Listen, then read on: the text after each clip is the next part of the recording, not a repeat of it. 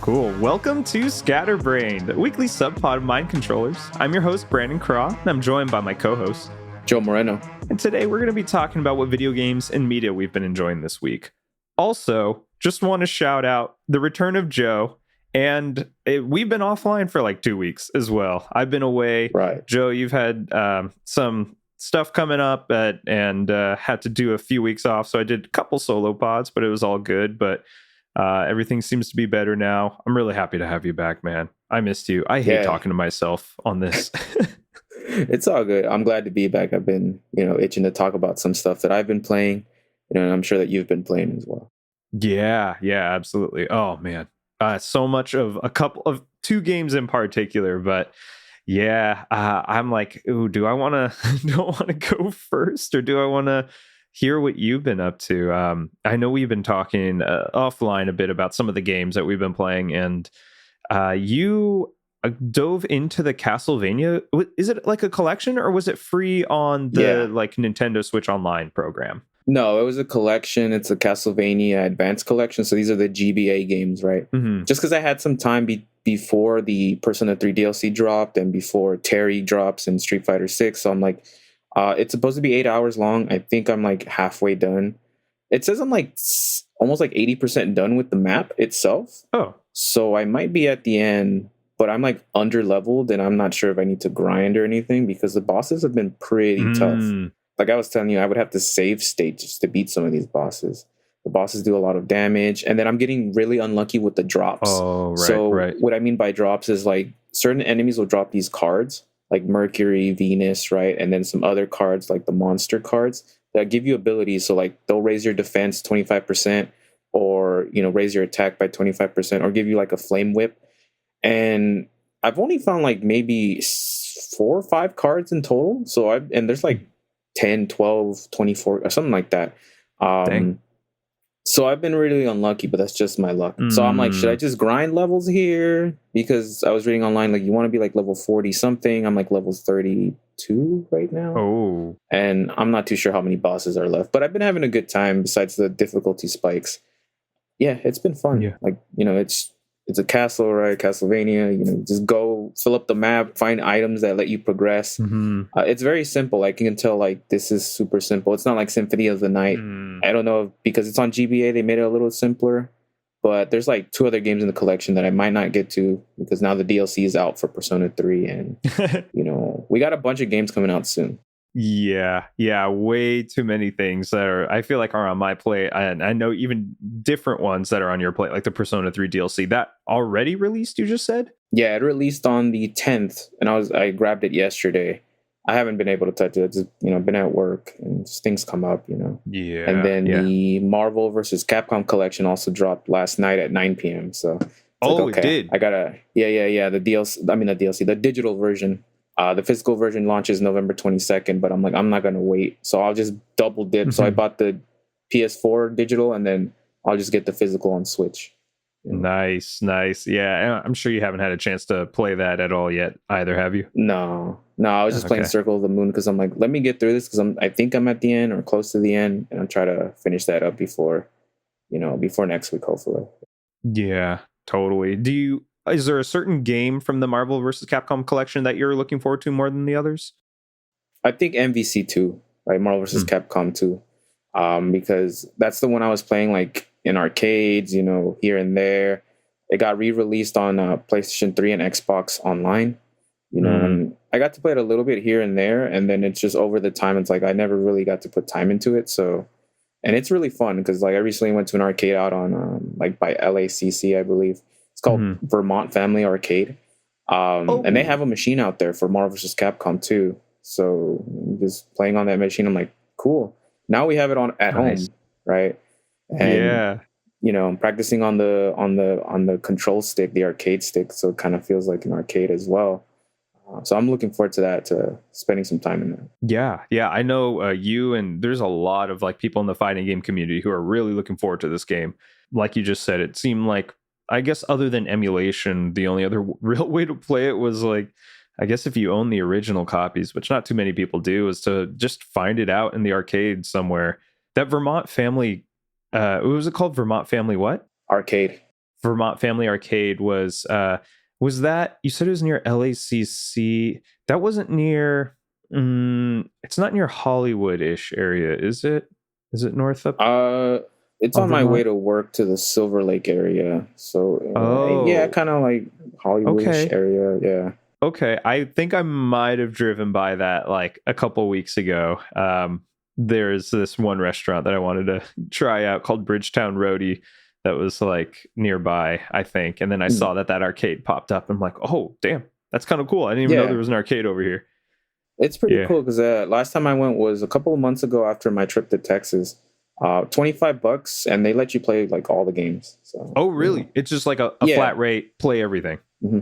Hmm. Okay. I kind of like that a bit more than, I mean, I guess that's a little more Like paying per expensive than play. playing quarter per play. Yeah, but Yeah. there's something exciting about just getting that unlimited play and not having to think too hard about, oh, what am I going to spend the last few quarters on? You could just go Yeah. ahead and go ham. How long were you there for? I think like 3 hours, and Oh, it's a small arcade. So they had like Street Fighter 4, like with like little stools and like the arcade stick and stuff. So we spent a good time on that. And then me and my brother were just playing a lot of MVC2, because he never played it, and I really like it, you know. yeah, So yeah. yeah. And then there's like air hockey, pinball machines, other arcade machines. Just sometimes the machines might not be working or they might be broken. So, you know, but that's the nature of an arcade, right?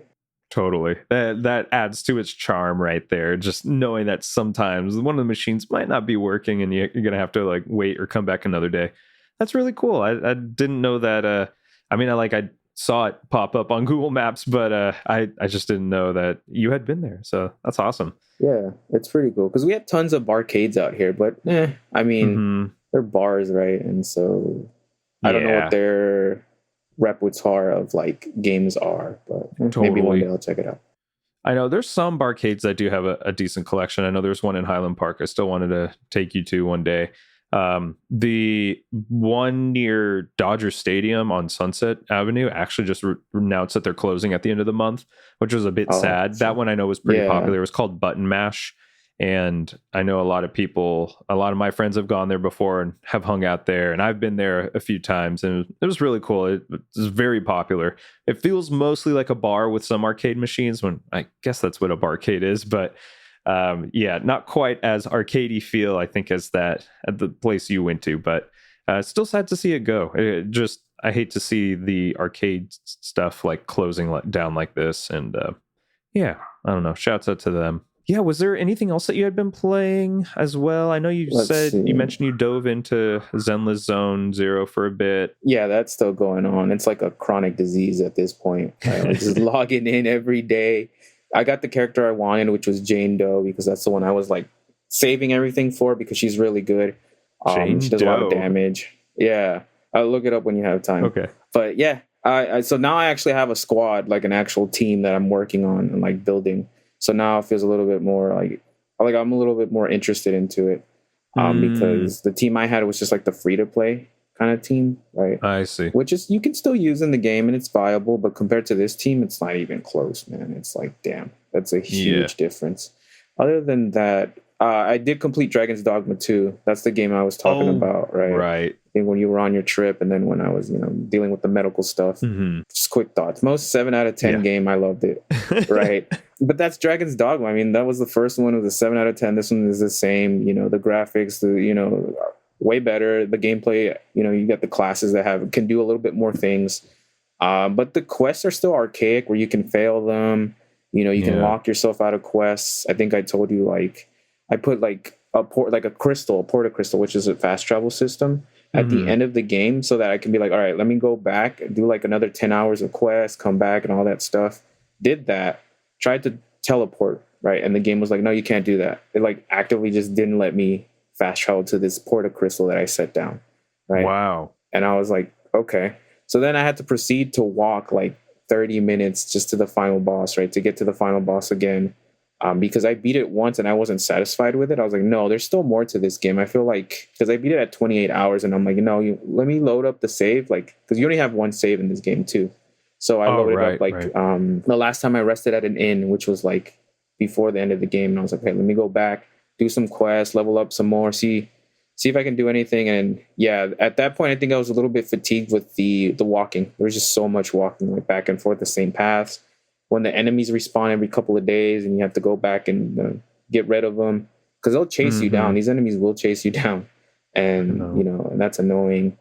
But I mean, I still had fun with it. Like, again, it's 7 out of 10. It did some great things, cool things, way better. I think it was way better than the first one. I think the first one just felt like older and more archaic. But still, I mean, still a 7 out of 10. It's like, I'd say pick this up on a sale. I wouldn't pay full price. And it's been out for a couple of months, I think, since March. I've definitely seen it on sale a couple times. I kind of regret buying it for full price too, but I think there was nothing else happening around then, or there was like a little bit of a lull, I think, for me. So that's why I picked it up and like tried it out. And I echo a lot of what you just said about it being the most 7 out of 10 game. There's so many quality of life things I wish they did a bit better. I know it's built into their design philosophy to like not have a fast travel system or an overuse of a fast travel system, but I would have loved to see more fast travel points, not have that kind of crystal placement thing creates your fast travel. Like, I would have loved if you could just fast travel to at least some major cities just automatically. And you do have like the ox carts. So you pay like 200 gold and, it'll transport you there. But dude, like half of the time I'd get attacked by something. I think there was one time I was texting you and I just let the cart ride and I got attacked by a cyclops and a griffin. And I was my God. Trying to just get to town, right? And then they destroyed the cart. And so I had to hoof it to the town. And that takes time. That takes like, 15, 20 minutes because your walk speed is slow and then you run out of stamina real quick if you're running, right? And then there's just enemies on the way that just take up time. Totally. That was going to be another point I wanted to make of why isn't there any sort of like mount system or something like that? Even like a little horse or some magical creature you could summon to ride and help you at least get from point A to point B a bit faster. I think would have also really improved that game for me. I don't know. I just felt like there was so much dead, wasted time of traveling to and from like certain places, and also being attacked and not knowing or kind of being exhausted after fighting a rather big enemy like the griffins or even a dragon. And so many little things I wish they had done better. And maybe there are some mods that at least on the PC that I could download. That probably solve a lot of the problems I'm having. So honestly, I might just mod it up to how I want to play it and then try it out. I'd say so. Let me dip real quick. I'll be back real quick. Yeah, welcome back. Yeah, I noticed that you're wearing your One Piece shirt too. It's a pretty sick shirt.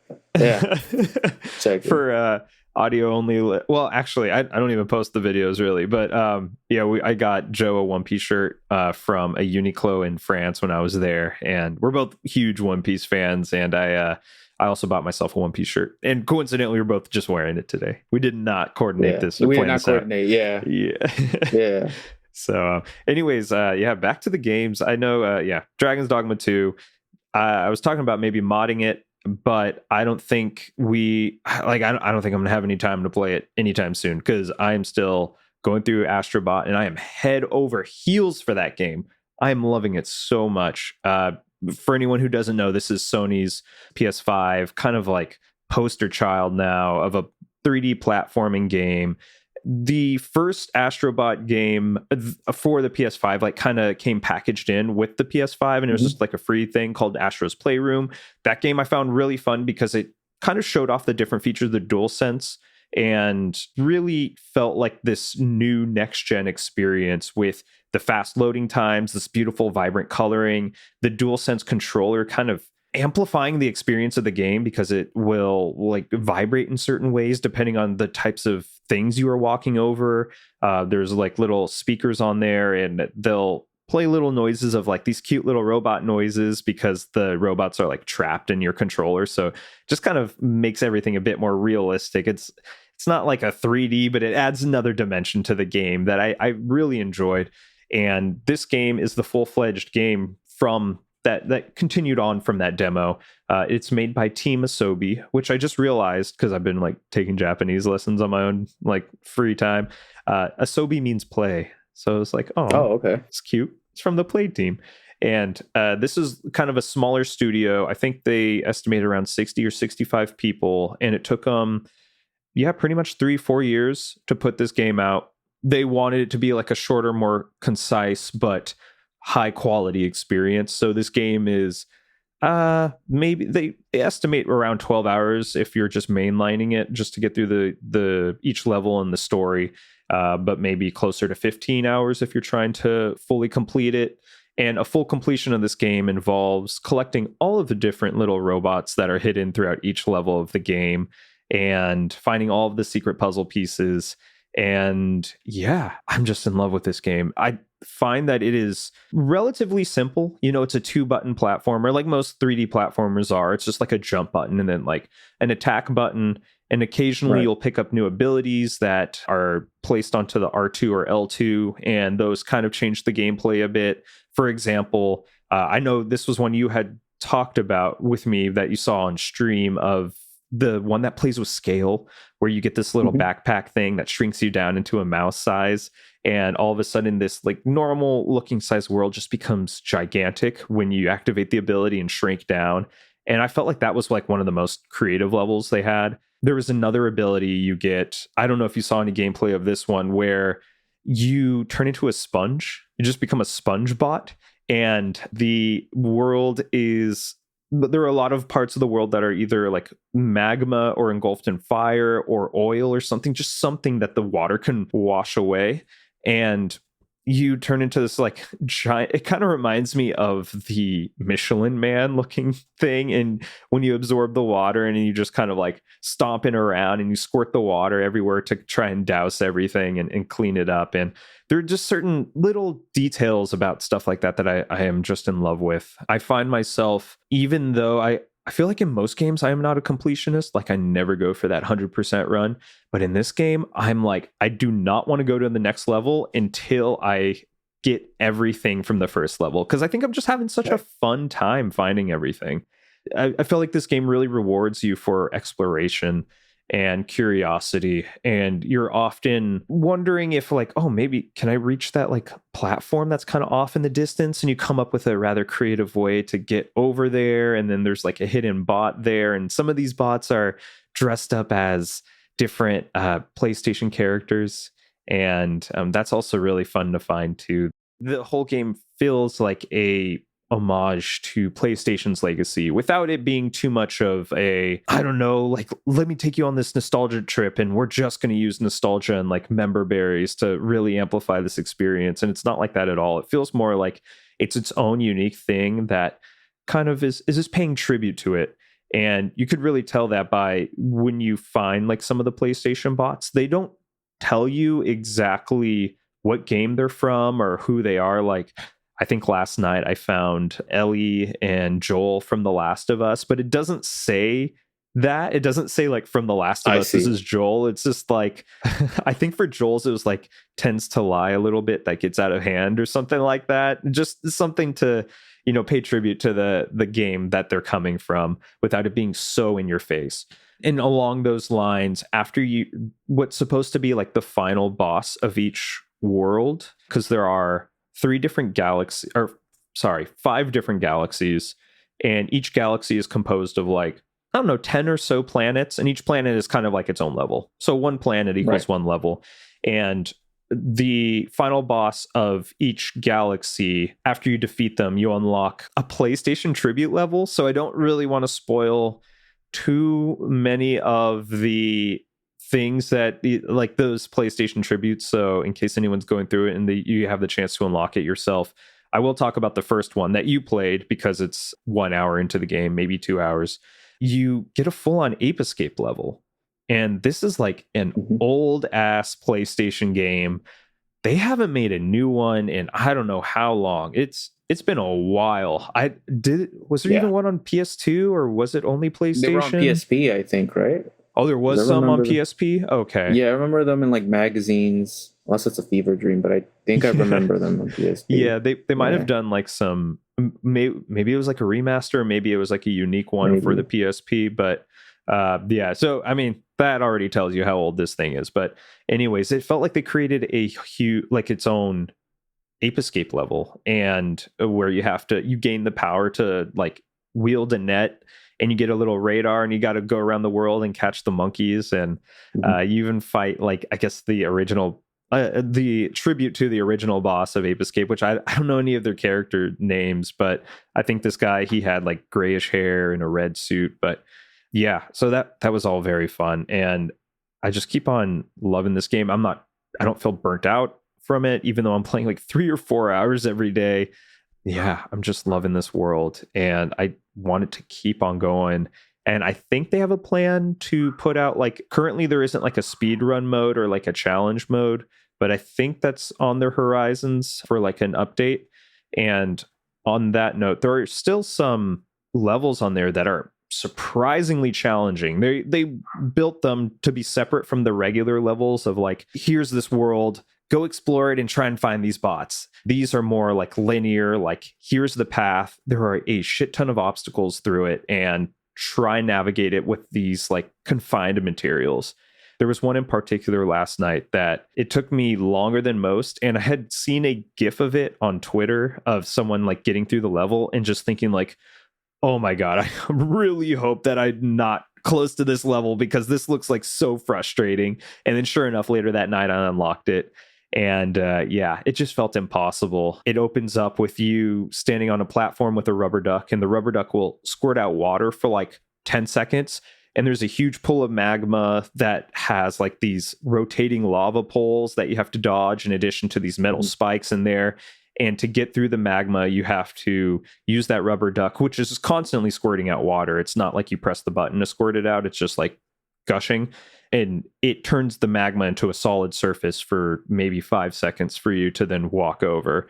So, and that was just like the start of it. And then it just gets worse from there. The whole challenge platform level involved using the rubber duck, like in order to navigate the spaces, because eventually you had to like, after you get through the magma pool, you then have to clean up all this oil from these oil monsters that are like causing this mess. And then the oil like, will slow you down. So then you have to clean it up because there's like some lasers like chasing you from behind. I see. It was just, honestly, it was a bit too long for a challenge level. The rest of them were like pretty quick once you figure out their thing. It's like, oh, okay, I just need to keep on running up and like dodging these things. But no, this one was like multifaceted, and it all involved the rubber ducky, but it felt like they tried to squish every like idea into that one challenge level, and holy crap was it hard. It was so frustrating. And you know me, I'm not the biggest fan of challenges, but I felt compelled to get that one because I really want to get all of the bots, and that's the only way to save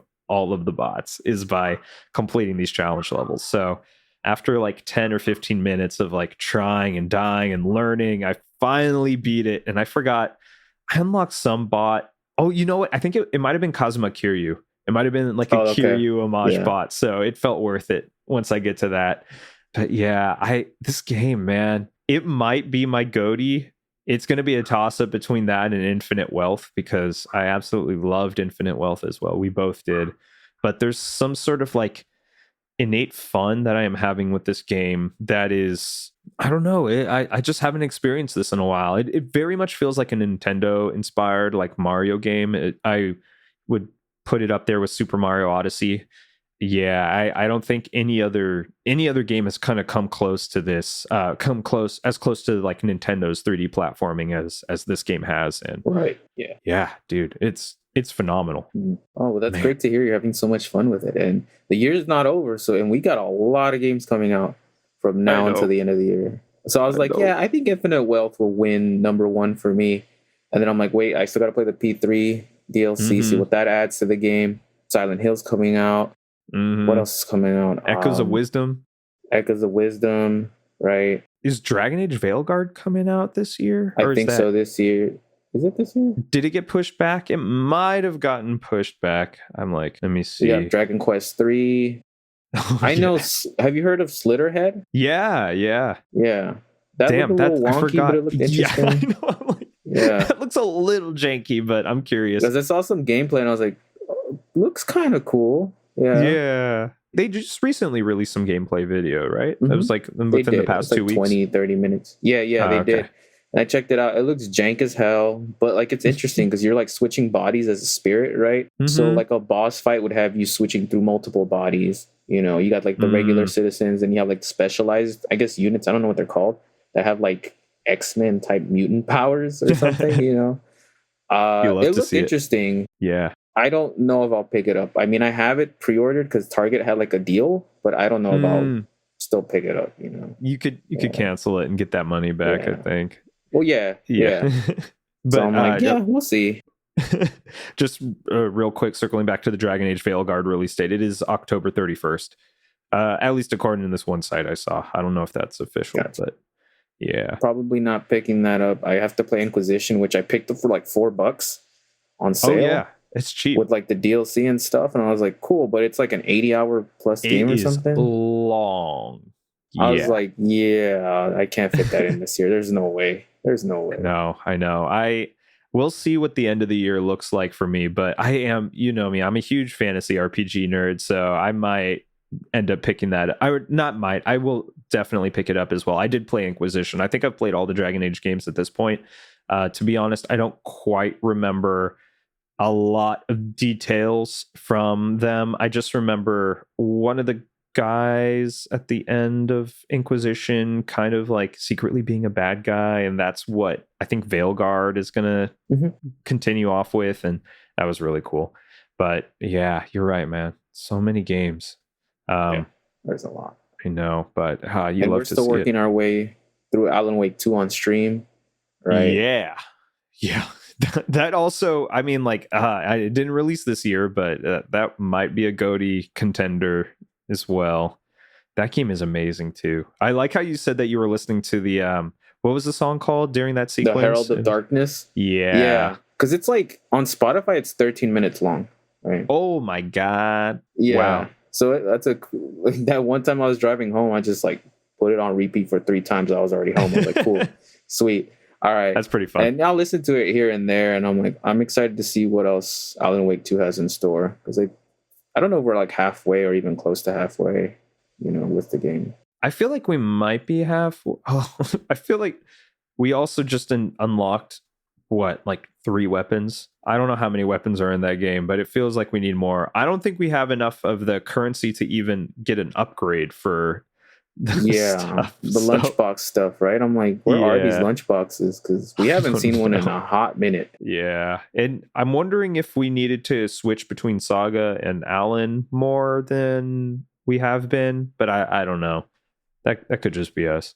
Yeah, I'm excited. We're gonna stream that. By the time you're hearing this, we're gonna be streaming that tonight, since this goes out on Friday. But yeah, that'll be a fun time. Hopefully no internet issues going on there. I know there's another game I wanted to talk about real quick, but was there anything else you wanted to say? I feel like I've been talking about Astro Bot for like 30 PS5 minutes Pro. straight. Oh yeah, I was gonna save that for the news segment after that. Okay, all right. Let's get to Fields of Mistria was gonna be the game. I already talked about this during one of the Scatterbrained, but I just wanted to, because I put in so many more hours. Like when I was on those 12-hour flights, I brought my Steam Deck and I loaded the Steam Deck with like Dragon's Dogma 2 and Balatro and several other games, but I just found myself constantly going back to Fields of Mistria. This game, cozy farming simulator, much like Stardew Valley, but maybe a bit more Animal Crossing influence. I didn't play too much of Stardew Valley, but from what I've heard, this game, Fields of Mistria, has a bit more of like a story and importance on like the character relationships and personality from the characters. And I know from the developers, they said their design philosophy behind like some of the appearance of the characters is to make everybody hot and just like attractive, except there's kids in the game, not the kids, but like even from the adults to the grandparent like people, they're all just very, I don't know. I don't know how to describe it. And it's like, oh yeah, I could see that. I could see like that going into the design philosophy. So that was just kind of funny. They even made like the dragon statue be kind of like hot for some reason, so that you could build a relationship with the dragon. But yeah, I'm really enjoying the game. I think one thing that it does well is it doesn't fault you for not engaging in some of the systems. So the farming, even though it brands itself as like a cozy farming simulator, it is there, but you don't really have to do it. It feels like they want you to engage more with the dungeon crawling system because that's how it progresses the story. And there's mining within the dungeon crawling system, so you like the deeper you go, the better the ore you get, which allows you to craft better items, which allow you to go deeper into the mines. And it feels like every 20 or so levels, levels that you go in the mine, and each level, I don't know, takes maybe like 2 minutes to go through of just like killing the monsters and then trying to find the exit point. But yeah, every 20 or so levels, you get a checkpoint-ish thing where you have this giant door that is sealed, and it requires 4 items to be placed on these altars in order to pay tribute to some ancient spirit or to unlock something that then opens the door that unlocks the more and more dungeons. So even though I have probably 20 plus hours in the game, I'm only like dungeon level 40 and there's like 100. So I am the gear that is currently shown. I only see one more like tier of gear that you can unlock and build. So I don't know if like the other 40 or so levels are going to be for a DLC or the game's still in early release. So maybe it's going to be in the full full release stuff. But I'm liking that game a lot too. I think now that because I played it so much and now that I'm back, I haven't touched it since I've been playing Astro. But that game is phenomenal. It's perfect for just like quick playing. And you could also jump in that game. You could jump and you can swim, which is something kind of rare in a lot of these farming simulators. And you think it wouldn't matter too much that you could jump, but it kind of significantly helps you in traversing the world. If you're stuck behind a gate, you don't have to then walk around the fence or whatever. You could just jump over. Oh, I hit my mic when I hit that. You could just jump over the fence. And that's pretty cool. And I really appreciate them just trying to go for a bit more accessibility in terms of like some of the mechanics instead of gatekeeping. They have a map that shows you exactly where all the townspeople are, so you can know who to go to and when. There's like the Friday night bar meetup that they have in the game, where every Friday night in the game, the whole town goes to the bar/inn. They all drink and they eat, and some of them are playing Dungeons and Dragons, and you can go up to the D&D table and hear them talk about their campaign and their characters, and you just get to sit in on a little campaign that's happening. Yeah, the game is filled with so much heart and personality, and I really love it. I really enjoy this game. Definitely recommend it to anybody who liked Animal Crossing and or Stardew Valley. It's unfortunately still just on Steam, I think. I don't think it's released anywhere else, but I feel like I heard that there's some plans of releasing it on like Switch once the full release game comes out, which is planned for next year. But even in early release, they said they have 40 to 50 hours of content and story content available right now. So definitely recommend that game. Okay, you ready to talk about the biggest piece of news of the yeah. It's going to be a day one purchase for you and me both, right? The PlayStation 5 Pro. Mm-hmm. Yeah, man. I'll meet you at that GameStop so we can line up at midnight. Before midnight. Did you see GameStop tweeted out yesterday? They were like, yo, if you trade in your PS5 right now, you're going to get $400. And I'm like, are you kidding me? What the fuck? I would still have to pay like $400 extra just to make up the difference for the Pro. Like, that's crazy. Yeah. And the disc drive. And I love physical games. So the disc drive's been selling out. I saw that online. I think that's yesterday. A scalper thing. So I guess let us back up real quick. The PS5 Pro is supposed to be a mid-generation like console upgrade. So we're like 4 years into the current gen cycle with the PS5. So I'd say the average generation of a console cycle is probably around 7 or 8 years. So to see it around the 4-year mark, that kind of makes sense to me. But what they're asking for price-wise is way too much for what you're getting. They're touting about like, I don't know, the big three, right? Yeah. We're talking about. And these graphics and like updates were very like they're diminishing returns, right? Yeah. You're not like they show it to you in the trailer or the 9-minute presentation. I'm like, okay. And I think I texted you this. I've never played a PS5 game and said, wow, this would be nicer in like, 8K, 120 frames per second. I don't care, dude. I played on Game Boy Color and Game Boy Advance. I still play on Switch. So that shit doesn't matter to me. As long as it plays, it runs well, I'm good. It's fine. I know. Yeah, I totally agree. And a lot of the examples. So I think the reason we're so upset is because it's for $700. It was announced for $700, and it does not include a disk drive, Or a which is stand. or a stand. So those are extra. The disk drive was $70 additional dollars, or maybe 80 80. additional dollars. Yeah, and then the stand was like 20 or 30. I don't remember the exact number there, but I don't remember that. yeah, to get that full experience, you're adding on an additional $110 plus tax to this already expensive thing that's approaching a PC level cost. And yeah, it's just kind of ridiculous. Like you mentioned earlier, there's the disk drive has been selling out everywhere. I think because the scalpers are anticipating that this is going to sell well, but I don't know who this console is for. Like at $800 mark, I don't know. You're approaching that, like I just said, the PC building territory, and I don't know if anyone really cares enough for their console to have like the 8K graphics at 120 FPS. I feel like once you start caring about that, you then would rather build the PC, and I don't know. It just seems like it is not really sure like who the consumer is for this, and it almost so feels like Sony is just kind of thinking that they're in the lead, so they kind of want to run away and do whatever they want, because Microsoft is kind of floundering. Like today they announced they are laying off another 65 or 650 jobs, something like that. Yeah. And it's Sony. I mean, Nintendo, obviously, I personally think they're the ones in the lead in terms of like, if we're going to do a stupid console war type thing, Nintendo's always been my favorite. Same. But yeah, Nintendo isn't. And did you see the dropping. rumor for Nintendo Switch 2 that it might be 400? Oh, I'm like, dude, I was ready to drop like 5 on this thing. The rumor is that it's 400 with tax out here in California. It's like what, 440? Yeah. Sign me up. I'm there. I'll take we'll that. line up at GameStop for that one. Yeah, I know. I'll trade in the PS5 for that one. No, not really. I like some of the PS5 exclusives, but yeah, it's wild. I really hope the Switch 2 does.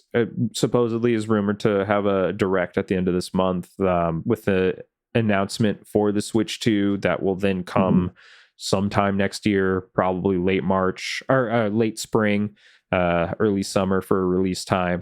And I really want to be hopeful, because it feels like with every year we are getting closer to that. But I also don't want to be lit down again. I feel like every year we have kind of gotten this rumor and then it just hasn't happened. But I don't know. There's something in the air right now where it feels like this is the year. It's got to happen. The Switch is coming up on 7 years old right now. It came out 2017. Yeah, it's probably already 7 years old. It's past 7 years old, and it runs like it's past 7 years old. Runs terribly.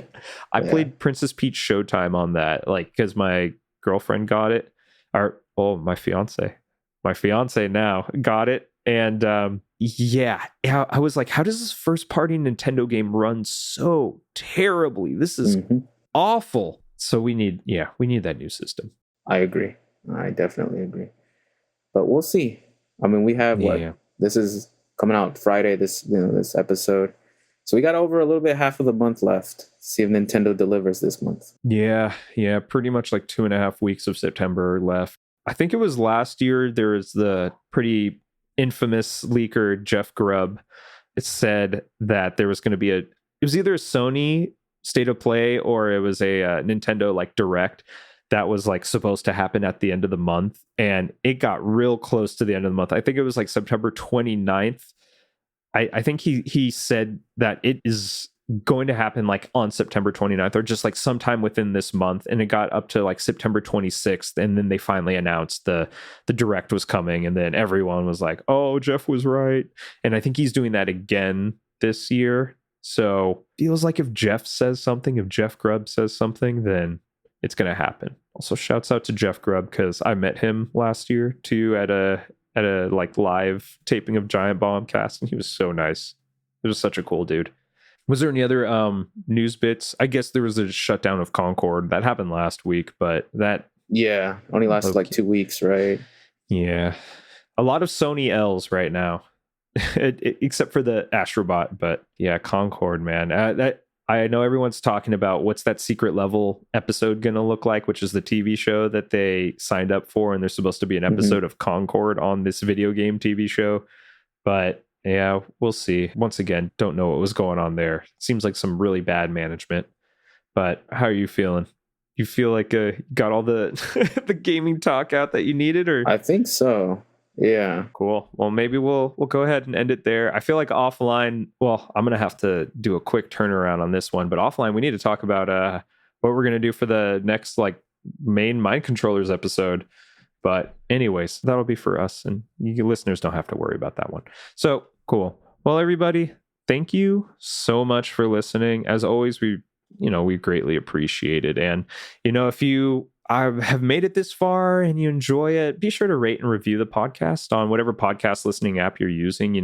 The rates and reviews really help us out. And, we appreciate that. And if you have the means to, go ahead and check out our Patreon and donate a little bit there. I need to set up a cheaper tier other than $5, maybe a name your price tier. Just helps us continue putting out some of these podcasts and streaming and stuff. And yeah, I'll also go ahead and check out our socials.